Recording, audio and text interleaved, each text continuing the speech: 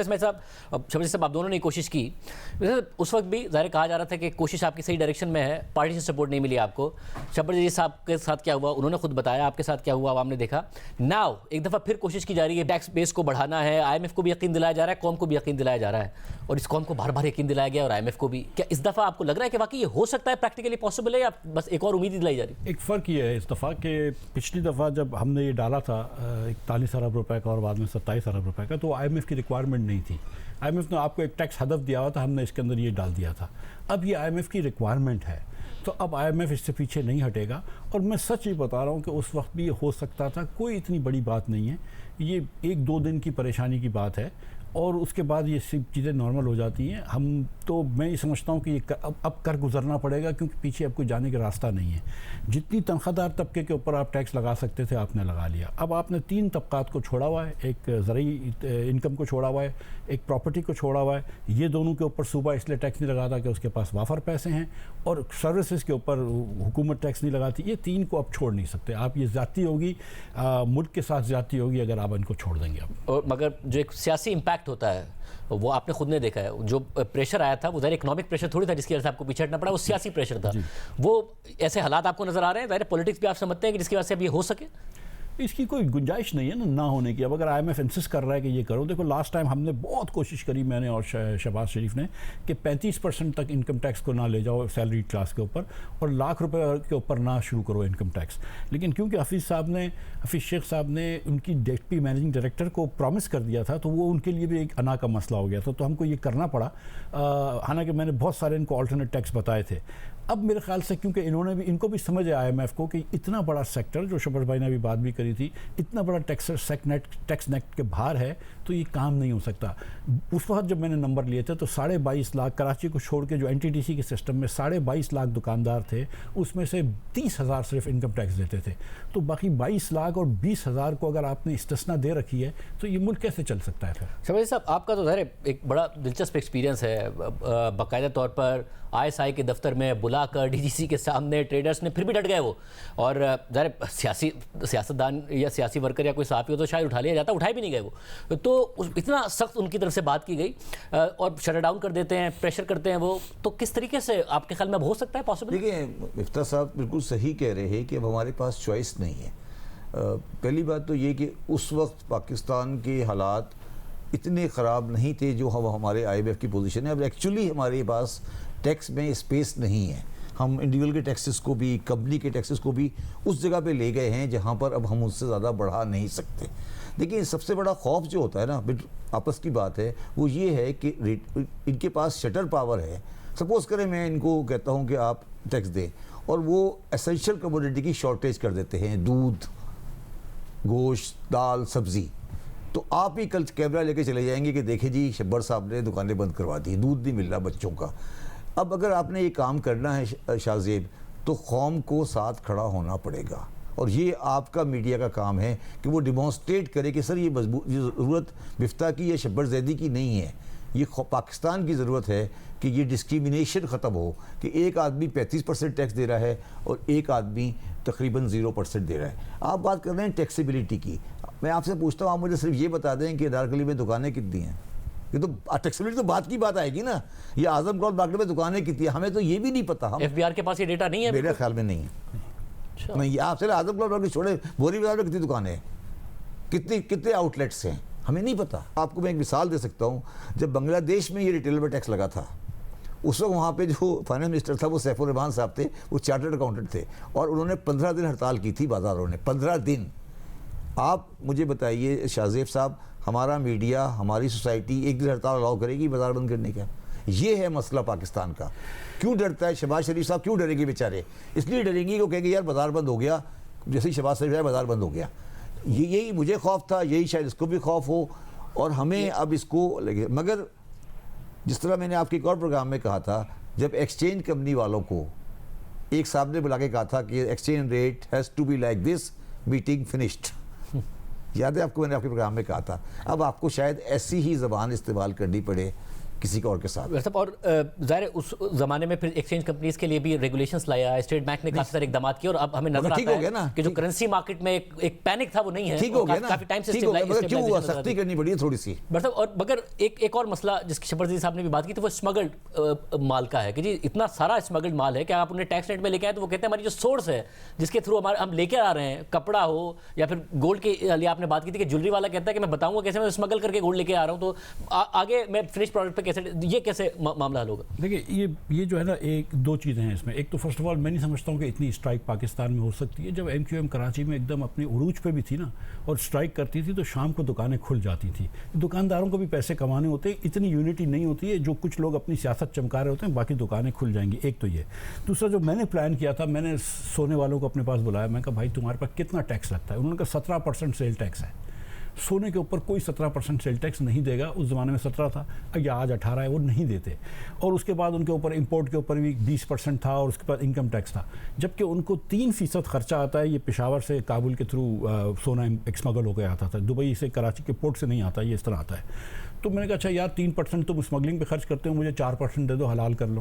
تو اس پہ وہ ریڈی ہو گئے تھے. ہم نے کوشش کی تھی کہ ہم نے کار ڈیلر سے الگ ڈیل کرنی تھی، فرنیچر والوں سے الگ ڈیل کرنی تھی، سونے والوں سے الگ ڈیل کرنی تھی، فیشن ہاؤسز سے الگ ڈیل کرنی تھی. ان سے الگ الگ ڈیل کر لیں تو ان کے ریٹیلرز کے پاور ٹوٹتے ہیں، اور پھر چھوٹے ریٹیلرز کو اس کے اوپر آپ جو ہے وہ 3,000 روپے، آپ 4,500-5,000 روپے آپ اس کو یونیفارم ٹیکس لگا دیں. دوسری بات یاد رکھیں کہ کتنا بجلی کا بل بڑھا ہے کہ جس کو 15, 20, 25 روپے یونٹ ملتا تھا اس کو آج آپ 60 روپے یونٹ دے رہے ہیں کمرشل دکاندار کو. تو پھر بھی وہ لے رہا ہے نا. تو اس کا مطلب ہے کہ آپ اس پہ ٹیکس بھی لگا سکتے ہیں. مطلب میرا یہ جو سوچ ہے وہ یہ تھا کہ معیشت کا ہر حصہ ٹیکس دے. اور جہاں تک اسمگل گڈ کی بات ہے تو دیکھیں یار، ایک مرتبہ یہ کراچی، لاہور، اسلام آباد میں گڈز آ جاتے ہیں نا، دیٹس ٹو لیٹ. آپ کو اس کو روکنا ہے بارڈر پہ اور ایئرپورٹس پہ. ٹھیک ہے، this is the job of customs and other law enforcement agencies to stop it at the border. اگر آپ نے مطلب اس وقت ڈیزل ہے وہ آتا ہے آدھے پاکستان میں، یا اغوان ٹرانزٹ کی چیزیں، یہ چیزیں آپ کو بارڈر پہ روکنے کی ہیں. ایک مرتبہ شہر میں آ جائے پھر آپ پکڑا پکڑی شروع کر دیں گے تو بڑی اکانومی کے اندر انسرٹنٹی اور بے چینی پھیل جائے گی. اور اس وقت جو ہے ایگریکلچر کا بھی آپ نے بتایا تھا کہ کیا آپ کا ایکسپیرینس تھا. شاہ قریشی کی سربراہی میں تمام جماعتوں کے لوگ آ گئے تھے. آرتی کی آپ نے صاحب، یہ پاسبل ہو پائے گا کہ پروونشل گورنمنٹ اور فیڈرل گورنمنٹ مل کے آگے بڑھیں اور کم از کم ایگریکلچر پر بھی انکم ایک بیسک بناتے کہ جی فارمر نہیں متاثر ہوگا، بڑے لینڈ لارڈ متاثر ہوں گے؟ ہو پائے گا؟ دیکھیں نا، آج ایگریکلچر کموڈیٹی کے اندر ایک مارکیٹ کمیٹی ہوتی ہے جہاں پہ ایگریکلچر پروڈیوس بکتی ہیں. میری انفارمیشن جب میں بی آر تھا وہ یہ تھا کہ مارکیٹ کمیٹی کے اندر صرف 4 آئٹم بکتی ہیں، باقی ساری مارکیٹ کے باہر بکتی ہے کیونکہ وہ انڈاکومنٹڈ اکانومی ہوتی ہے. تو پروونشل گورنمنٹ کو یہ کام کرنا پڑے گا کہ وہ اپنی بیسک کموڈیٹی کی مارکیٹ کمیٹی کا سسٹم ہے اس کو پوری طرح انفورس کرے. ہمارے ہاں ٹیکس جو ہے یہ ایک اربن سبجیکٹ ہے. دیہات میں کوئی کانسیپٹ ہی نہیں ہے کہ انکم ٹیکس دے، لیکن وہ تو یہ سمجھتے ہیں کہ یہ دیہات میں جو بک رہی ہے تو ایگریکلچر انکم ٹیکس کا حصہ ہے. تو ہمیں ٹیکس کے سسٹم کو ڈی سینٹرلائز کرنا پڑے گا. چھوٹے چھوٹے شہروں میں ٹیکس افسران کو جا کے بتانا پڑے گا بھائی ٹیکس بھی کلیکٹ کرنا ہے. یہاں ہزاروں دکانیں ہیں. اب گجرانوالے میں بھی ہزاروں نہیں بلکہ لاکھوں دکانیں ہوں گی. اب گجرانوالا کوئی گاؤں نہیں ہے یا شیخو پورہ کوئی گاؤں نہیں ہے. تو ہمیں یہ پورا، میں پھر آپ کو کہہ رہا ہوں، سب سے پہلے ہمیں شاہزیب ہمیں میپنگ کرنی پڑے گی کہ اس وقت ٹریڈ چاہے آڑتی کی ہو چاہے وہ ریٹیلر کی ہو، وہ میپنگ ہونی چاہیے.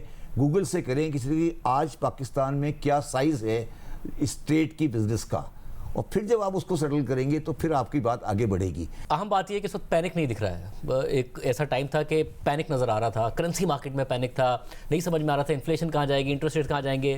فیبرری کے نمبر اچھے آئے انفلیشن کے، اچھے تو نہیں ہیں مگر کم از کم اس میں ڈکلائن نظر آیا. آگے جا کے ایکسپیکٹیشن ہے کہ شاید انٹرسٹ ریٹس نیچے آئیں گے، ایکسپیکٹیشن ہے کہ شاید کرنسی اسی اسٹیبلٹی ہوگی. پینک نہیں نظر آ رہا ہے. کم از کم یہ آپ کو لگ رہا ہے کہ ایک تو پاکستان کی حکومت اور آئی ایم ایف کی، کیونکہ آپ نے ڈیل کیا ہے آئی ایم ایف کے ساتھ، ایک کیمسٹری ان دونوں کے درمیان ٹھیک ہے، یہ انسٹالمنٹ اسٹاف لیول ایگریمنٹ ہو گیا، آگے جا کے پروگرام بھی ہو جائے گا، اور کوئی اب ایسے خطرات نہیں کہ جس کی وجہ سے پینک ہو؟ نہیں بالکل، آئی تھنک کہ خطرات سے بالکل باہر نکل گئے ہیں. اور فروری کا نمبر ایکچولی اگر آپ دیکھیں تو فروری ٹو فروری 21% ہے، جو کہ ٹھیک نہیں ہے. لیکن فروری جنوری کے اوپر سے 0% ہے، 0.03. تو اس سے اچھا نمبر نہیں ہو سکتا. اور اگر یہ 2-3 مہینے اور چل گیا تو آپ کا یہاں شرح سود بھی کم ہو جائے گا اور پھر انشاءاللہ گروتھ بھی آ جائے گی. تو یہ میرے خیال سے بہتری کی طرف جا رہے ہیں. اور جو آپ نے بات کی کہ جب آپ نے یہ ایکسپیکٹیشن توڑ دی کہ روز ڈالر بڑھ رہا تھا اور جب سب لوگ اپنے پیسے جو تھے، روپے جو تھے وہ ڈالر میں کروا رہے تھے، اب جب یہ بات ختم ہو گئی ہے تو اس وقت اسٹیٹ بینک ڈالر خرید رہا ہے، اور امپورٹ کے اوپر کوئی قدغن مجھے تو کم از کم نہیں نظر آتی کہ کوئی قدغن ہو. کوئی شاذ و نادر کوئی ایک آدھ چیز روکتے ہوں گے. پیمنٹس میں کچھ انہوں نے تاخیر کی ہوئی ہے بالکل, وہ بھی آہستہ آہستہ کر لیں گے. لیکن میرے خیال سے اس وقت ڈالر کی جو ہے مارکیٹ سٹیبل ہو گئی ہے, ہماری انفلیشن کم ہو رہی ہے, اور دس از اے گڈ ٹائم. اور آئی ایم ایف سے دیکھیں دونوں جو پچھلی مرتبہ یہ اسٹاف ایگریمنٹ ہوئے, اس بار جو اورنگزیب صاحب کے ساتھ ہوا اور پچھلا جو شمشاد صاحبہ کے ساتھ ہوا, یہ دونوں ایک دن جس دن آئی ایم ایف گیا اس کے دوسرے دن انہوں نے پریس ریلیز کر دی. تو بڑی خوش اسلوبی سے ہوا ہے.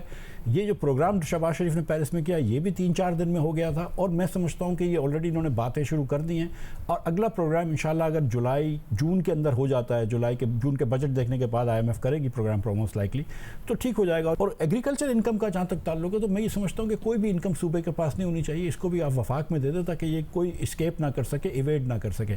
لیکن اس کے اوپر میں اب بھی یہ سمجھتا ہوں کہ فکس ٹیکس ہونا چاہیے, ایگریکلچر انکم کے اوپر ٹیکس نہیں ہونا چاہیے. اور 12 ایکڑ آپ چھوڑ دیں پہلے کسی بھی شخص کے, تاکہ آپ غریب لوگوں کے اوپر یا غریب کسان کے اوپر ٹیکس نہ لگائیں. لیکن جو متوسط طبقے سے ہیں یا اچھے کسان ہیں ان کے اوپر آپ ٹیکس لگائیں. فکس کا کہہ رہے ہیں انکم کی مخالفت کریں, اس لیے کریں کہ ہو نہیں پائے گا, پریکٹیکلی ممکن نہیں ہے. کچھ اور بات انکم ٹیکس ہے, لیکن کیوں اتنا اس میں ڈالنا کہ بھائی آپ اس کو بول دیں یار تم 10,000 روپے فی ایکڑ دے دینا پہلے 12 ایکڑ چھوڑنے کے بعد, تمہارے پاس 50 ایکڑ کی اراضی ہے تو تم 3,80,000 روپے دے دو, ختم ہو گئی بات. شبرجیت صاحب ظاہر بات ہو رہی تھی جب اگست سپٹمبر میں پچھلے میں کہ دسمبر شاید مشکل سے پاکستان نکال پائے گا, پھر ڈیفالٹ کے خطرات پیدا ہو جائیں گے, ری پیمنٹس بہت ساری آ رہی ہیں, گروتھ نہیں ہے کوئی اچھی, 2 سے 3% کے درمیان اسٹیٹ بینک بھی کہہ رہا ہے, مگر کرنٹ اکاؤنٹ سرپلس ہم نے ایک اور دیا فروری میں, $1 ارب سے بھی کم اس وقت 8 مہینے کا کرنٹ اکاؤنٹ خسارہ ہے. ڈیفالٹ کے خطرات کی بات نہیں ہو رہی ہے, کرنسی مارکیٹ میں پینک نہیں ہے, مگر ریزروز ہمارے پھر بھی ابھی تک کم ہے. ہم اس فیز سے نکل گئے کم از کم کہ پینک کی صورتحال, اور آئی ایم ایف سے ساتھ آپ نے بھی ڈیل کیا ہے, ایک ایسا ہے کہ اگلا پروگرام بھی آسانی سے ہو جائے گا. دیکھیں بالکل میں تقریباً مجھے 100% یقین ہے. اور شاہزیب دیکھیں تھوڑا سا ہمیں ہسٹری پہ جانا پڑے گا. 14 اگست 2021 کو جب کابل فال ہوا تھا تو عمران خان صاحب نے ایک بیان دیا تھا جو پسند نہیں کیا گیا تھا اور جس کے بہت سارے اثرات آئے. اس کے بعد سے جو پاکستان کا پرائمری لینڈر ہے یا پاکستان کا پرائمری لینڈر کا سپورٹر ہے, اس کے ساتھ ہمارے ریلیشن ڈسٹرب ہو کے اب آہستہ آہستہ آہستہ آہستہ آ کے اس جگہ پر آ گئے ہیں جہاں پر وہ کمفرٹیبلٹی کی طرف چلے گئے ہیں. کمفرٹیبلٹی کا مطلب یہ ہے کہ اورنگزیب صاحب نے کاغذ بھیجا, وہ شام کو سائن ہو کے آ گیا. پہلے ایسا نہیں ہوتا تھا. تو اس کا مطلب یہ ہے کہ جو لوگ بات کر رہے ہیں, دیکھیے میں اسی کاغذ کو میں کہہ سکتا ہوں کہ یہ کوما صحیح کرو, فل اسٹاپ صحیح کرو, یہ کرو وہ کرو, اور اگر میرا آپ کے ساتھ ٹرسٹ گیپ بریج ہو جاتا ہے تو وہ پھر آپ اس کو چیزیں کر دیتے ہیں. اور یہ جو گورنمنٹ, میں پتہ نہیں لوگ میری بات کو اچھا نہیں سمجھتے یا سمجھتے ہیں, میں نے یہ بات کہی تھی کہ اگر سیاسی سیٹ اپ میں کوئی چینج آتا بھی ہے, اگر آتا بھی ہے ود ان ہاؤس کوئی چینج آتا بھی ہے, تو فائنانس منسٹر سیم رہے گا. ابھی بھی میں آپ کو یہ بات کہہ رہا ہوں, میری بات ریکارڈ پر رکھ لیں, یہ میری بات ریکارڈ پر رکھ لیں کہ اگر کوئی سیٹ اپ سیاسی چینج آئے گا تو یہ فائنانس منسٹر نہیں جائے گا. وہ فائنانس منسٹر پر بھی کامنٹ کیجیے گا. مفتی اسماعیل صاحب ایک عجیب صورتحال ہم نے دیکھی ہے کہ حفیظ شیخ صاحب تھے, وہ آئی ایم ایف سے ڈیل کر رہے تھے, انہوں نے کبھی یہ شکایت نہیں کی کہ جی بڑے حالات خراب ہیں. شوکت ترین صاحب آتے ہیں, انہوں نے کہا کہ پہلے تو میں بڑی آسانی سے کرتا تھا جب پیپلز پارٹی کی حکومت تھی, ابھی تو عذاب بن گیا ہے, آئی ایم ایف بہت سخت رویہ ہے آئی ایم ایف کا. آپ آئے, آپ نے کہا کہ جی کریڈیبلٹی کے ہمارے ایشوز کریٹ ہو گئے پاکستان کے, مشکل ہے ذرا آئی ایم ایف کا رویہ, مگر ہو گیا. مگر پھر ڈار صاحب آئے, ڈار صاحب نے کہا کہ بہت زیادتی ہو رہی ہے, اور انہوں نے تو کوئی سازش کی بات بھی کی. اب یہ فائنانس منسٹر آتے ہیں, بڑا آسانی سے معاملہ ہو گیا. یہ کیوں finance minister to finance minister چیزیں بدل رہی ہیں, ہمارے کوئی مسائل ہیں؟ نہیں, آئی تھنک ہمارے مسائل ہیں. یہ اورنگزیب صاحب سے بھی ہوا ہے اور شمشاد صاحبہ سے بھی آسان ہوا ہے. ہاں ان سے تو دیکھیں سچی بات یہ ہے کہ یہ فرنٹ لوڈنگ والی بات پہ بھی میں تھوڑا سا اس سے ڈس ایگری کروں گا کہ ابھی بھی آئی ایم ایف جو ہے وہ بہت زیادہ ٹرسٹ نہیں کرے گا ہمارے اوپر کہ ہم ریفارمز کر لیں گے. ہم باتیں بڑی کرتے ہیں لیکن ضروری نہیں ہے کہ ساری باتیں کر لیں. تو یہ فرنٹ لوڈنگ جو ہے وہ ریفارمز کی بات کریں گے کہ آپ جو ہے وہ نچکاری کا پروسیس شروع کریں, آپ این ایف سی ایوارڈ کے اندر جو ہے اس کی کمیٹی کم از کم بنائیں, اس پہ ریویو کی مسئلہ شروع کریں, اور پہلے 2-4 ریویوز کے اندر اس چیز کے اندر کچھ نہ کچھ یہ ڈالیں گے, اور ڈالنا بھی چاہیے کیونکہ یہ ریفارمز ضروری ہیں. اگر آپ اس ملک کے اندر این ایف سی ایوارڈ کو چینج نہیں کرتے, اس ملک میں نچکاری نہیں کرتے اور 2-4 اور ریفارمز نہیں کرتے, تو پھر کچھ بھی کر لیں آپ آئی ایم ایف سے, آپ ادھر ہی کھڑے رہیں گے. مطلب کیونکہ آپ کے خسارے اتنے بڑے ہوں گے کہ آپ کو نوٹیں چھاپنی پڑیں گی, آپ کی مہنگائی بڑھتی رہے گی, گروتھ نہیں آئے گی. تو آپ کو یہ بیسک ریفارمز کرنے ہوں گے. اگر ہم بالغوں کی طرح خود یہ فیصلے کر لیتے تو شاید آج ہم کو آئی ایم ایف کے بار بار دہلیز پہ کھڑا نہیں ہونا پڑتا, لیکن ہم یہ کو فیصلے نہیں کر سکتے تو یہ کرنا پڑ رہا ہے. اور میں آپ کو بتاؤں کہ اگر ہم نہیں چاہتے کہ ڈیفالٹ ہونا ہے, और हम नहीं चाहते पाकिस्तानी मिनासल कौम, तो IMF भी नहीं चाहता कि पाकिस्तान डिफ़ॉल्ट हो, वो भी चाहता है कि पाकिस्तान सक्सेसफुल हो। उनकी भी लोगों की बड़ी इन्वेस्टमेंट्स हैं IMF की पाकिस्तान के अंदर, उनके पर्सनल ज़ाती इमोशनल कनेक्शंस होते हैं, क्योंकि जो लोग इस पर काम कर रहे होते हैं, तो कोई भी नहीं चाहता है।